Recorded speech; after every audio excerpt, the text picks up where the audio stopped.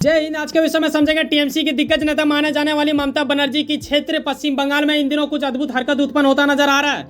यहाँ इस आर्टिकल के माध्यम से स्पष्ट देखते हो, जहाँ पे सीएम ममता ये कहते हुए मिलती हैं कि ये रेडी हैं अपने पद को त्यागने के लिए। वाकई में क्या उनकी सरकार गिर जाएगी या फिर बीजेपी को मिलेगा एक सुनहरा मौका? इसके अतिरिक्त इंडी गठबंधन को झटका देते हुए आखिर किन मुद्दों के ऊपर फिर से एक बार जूनियर डॉक्टर सड़कों पर उतर चुके हैं और ये भव्य प्रोटेस्ट क्यों माना जा रहा है? तो आओ समझते हैं स्टेप बाय स्टेप के मामला कहाँ से क्या शुरू होता है।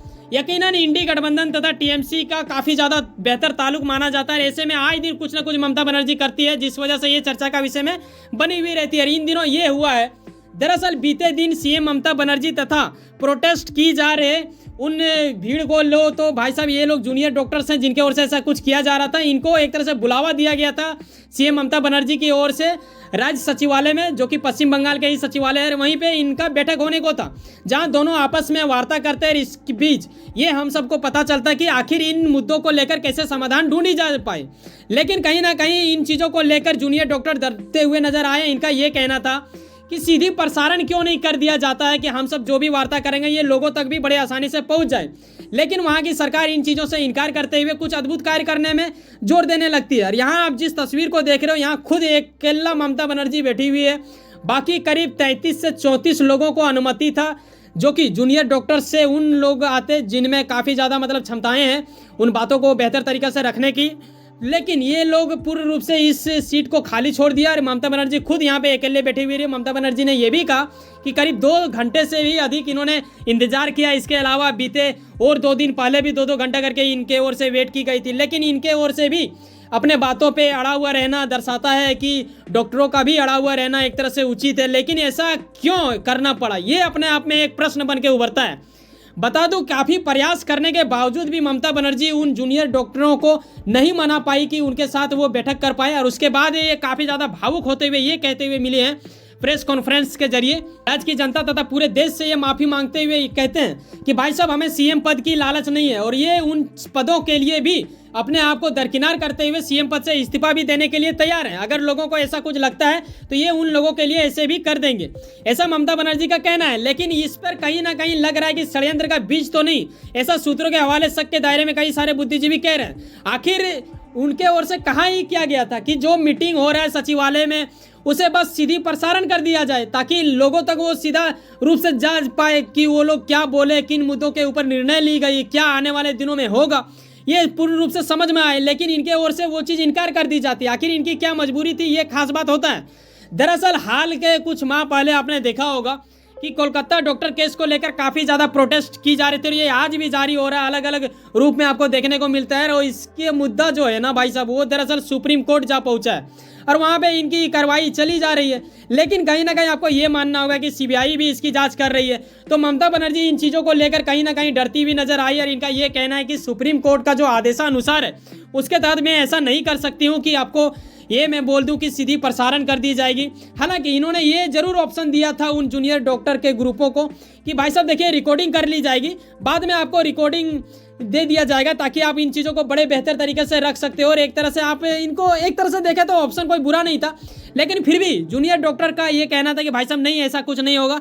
इन लोगों का झुंड उन चीज़ों से दरकिनार करते हुए ममता बनर्जी का प्रस्ताव को ठुकरा देती है और ये मीटिंग नहीं होता है। अब सवाल ये आता है कि हालांकि ममता बनर्जी चाहेगी तो कुछ इस पर कर सकती है कि नहीं, ये जानने वाली बात होगा, क्योंकि उनको कहीं ना कहीं काफ़ी ज़्यादा परेशानी झेलना पड़ रहा है और टीएमसी का भी काफ़ी ज़्यादा बदनामी हो रहा है। अब देखो, कोई देश का नेता हो या फिर वो किसी भी क्षेत्र का क्यों ना हो, चाहे वो सीएम हो चाहे कुछ अलग पद का हो, अगर उसे इतनी ज़्यादा पीड़ाजनक महसूस होती है तभी जाके वो कहीं ना कहीं अपने पद को त्यागने की क्षमता रखते हुए लोगों तक बीच में आती है। तो ये कहीं ना कहीं दर्शाता है कि वाकई में ममता बनर्जी को पीड़ा तो हुई होगी। लेकिन इसके अलावा एक एक्ट आता है जिसे इस्मा एक्ट कहते हैं। हालांकि ममता बनर्जी ने कहा है कि उन डॉक्टरों पर ये इस्मा एक्ट नहीं लगाएंगे, लेकिन इन्होंने ये भी याद दिलाने में पीछे नहीं हटी। इन्होंने ये कह दिया कि भाई साहब देखा होगा आपने कि सीएम योगी की सरकार आनी, उत्तर प्रदेश की सरकार ने ये एक्ट लगा दिया था, जो कि काफ़ी ज़्यादा पीड़ाजनक वाली बात हो जाता है। इस्मा एक्ट दरअसल वो एक्ट होता है जिसके तहत अगर किसी वैसे नागरिकों को काफ़ी ज़्यादा पीड़ा हो रही है, कुछ सेवाएँ जो कि काफ़ी आवश्यक हैं, ठीक है, उसके बिना चल नहीं सकती है, जैसे कि डॉक्टर आ जाता है उसमें और अस्पताल भी आ जाता है। इसके अतिरिक्त और कुछ आते हैं जैसे गाड़ी का भी सुविधाएं इत्यादि कुछ है उसमें ऐड किया हुआ।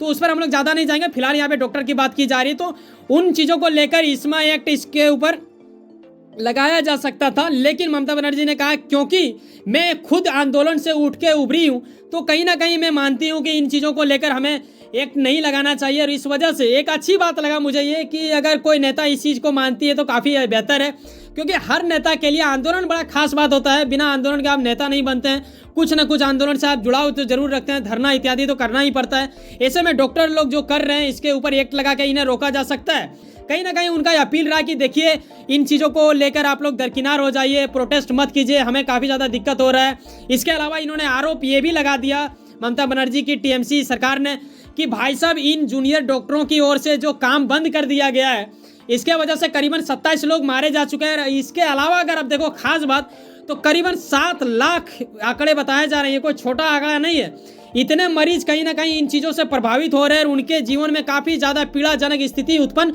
होती जा रही है। तो टीएमसी के दिग्गज नेता माने जाने वाली वर्तमान सीएम ममता बनर्जी इन चीज़ों को लेकर अपील करते हुए दिखी कि भाई साहब इन प्रोटेस्ट को छोड़ दीजिए और आइए हमारे साथ वार्ता कीजिए, हम बैठक करने के लिए तैयार हैं। बस आप जो चाह रहे हैं सीधी प्रसारण ये नहीं होगा, बल्कि इसके अलावा जो भी बातें होंगी उसके ऊपर डिस्कस की जाएगी, जो सही उचित माना जाएगा उस चीज़ को स्वीकार की जाएगी। इन चीज़ों की लेकर इनके ओर से जो बयान दिया गया, कहीं ना कहीं एक तरह से बोलो तो ये अपने ही जनता के हित के लिए ही बोल रही थी, ऐसा इनका कहना है।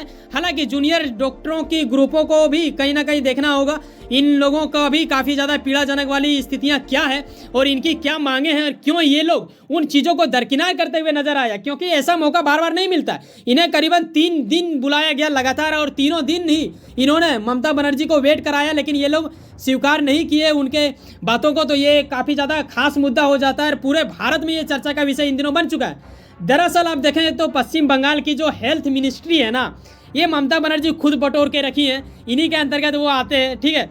अब इसके अलावा अगर आप देखो तो भाई साहब ये कहीं ना कहीं राजनीतिक मुद्दा भी बनता हुआ नजर आ रहा है। तो यहाँ ये कहते हुए मिलते हैं, जो कि अभी आप देखते हो कि केंद्र में इनकी सरकार है, यानी हम बात कर रहे हैं बीजेपी के कुछ नेताओं का ये कहना है कि ममता बनर्जी ठीक है इस्तीफा देना चाहती है, बेहतर है, अच्छा लगा सुनने में।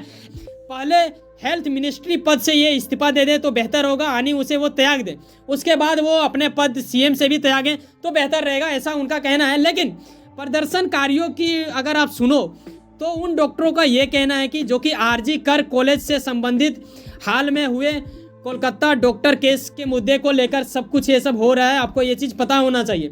इनका ये कहना है कि कोलकाता पुलिस प्रमुख, जिनका नाम विनीत गोयल बताया जा रहा है, ये तथा स्वास्थ्य विभाग के करीब 2 वरिष्ठ अधिकारी को ये लोग रिजाइन देने को बोल रहे हैं। यानी टोटल मिला दिया जाए तो 3 ऐसे लोग हैं जिनका ये लोग चाहते हैं कि वो अपना त्याग पत्र दें और वापस निकल पड़े, क्योंकि उन्हीं की गलतियों की वजह से ऐसा कुछ कांड हुआ है, जो कि काफ़ी ज़्यादा देश भर में ये चर्चा का विषय बना।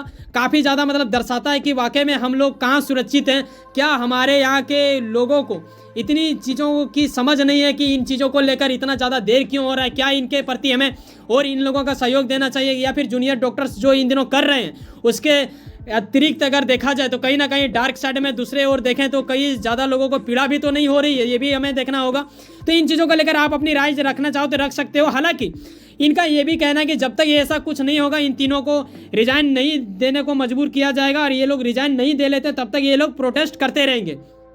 अब सवाल ये आ रहा है कि वो मानेंगे या नहीं मानेंगे, वो अलग सी बात है, आगे कुछ अपडेट आएगा तो मैं आपको बताऊंगा। लेकिन पश्चिम बंगाल में अगर वाकई में ममता बनर्जी की सरकार गिर जाती है, जो कि करीबन वहाँ का अगर सीट देखा जाए तो 294 में से 219 सीट तो इन्हीं की टीम रखती है, ठीक है, टीएमसी।